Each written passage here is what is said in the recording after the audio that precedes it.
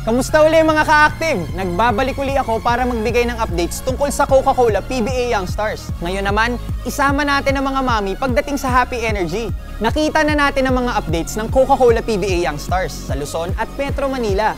Ngayon, sa pagsilip natin sa happening sa Visayas, ay anyayahan natin ang mga mami na patuloy na sumuporta sa active and healthy lifestyle ng kanilang mga anak. Maayong adlaw mga ka-active! Nandito tayo ngayon sa Sacred Heart School Ateneo de Cebu upang saksihan ang opening ng Visayas leg ng Coca-Cola PBA Youngstars Basketball Tournament.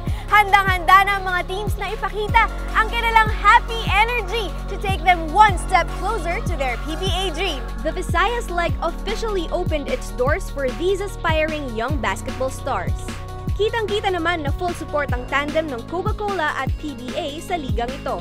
Yung character formation and values formation that we're seeking here is of course seen through the lens of sports. No? Hindi lamang laro to. For us with the Coca-Cola Company, we want to inculcate in our young people yung value ng active, healthy living. 10 team ang naglaban-laban at kanya-kanyang pagpapakitang gila sa mga bata para mapansin ang kanilang natatanging galing sa basketball. Proud naman ang ating mga mommies na nanood at walang sawang nag-cheer to show their support sa kanilang mga kids.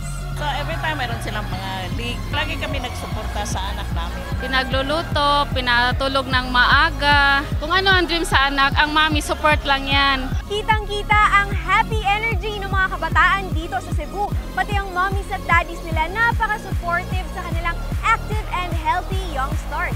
Tingnan naman natin kung happy rin kaya ang energy ng mga kabataan dyan sa Bacolod. Tingnan natin to habang ako titingnan ko muna ang historical ng Magellan's Cross.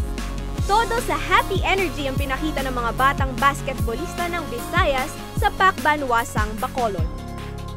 Pinakita ng bawat team na deserving sila to play para makapasok sa regional leg. Hindi naman maitatago ang suporta ng mga magulang lalong-lalo na ang mga mommies para magkaroon ng active and healthy habits ang mga bata. Napangaralan mo siya, maglaro mabuti, matulog ng maaga, especially pag malapit na yung laro nila.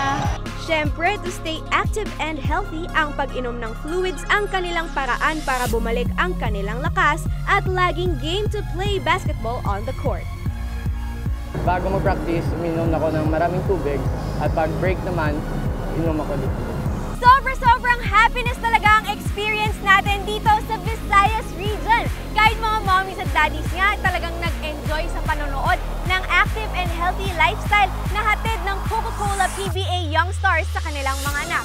Abangan muli ang happiness na hatid namin sa inyo dito lang sa Active. So mga mami, siguraduhin na pumili ng drinks na makakabigay ng proper hydration sa mga anak na basketballista para sa happy energy. Next week, sa Mindanao naman tayo dadayo, kaya tutok lang dito sa Active para sa mga updates ng Coca-Cola PBA Youngstars.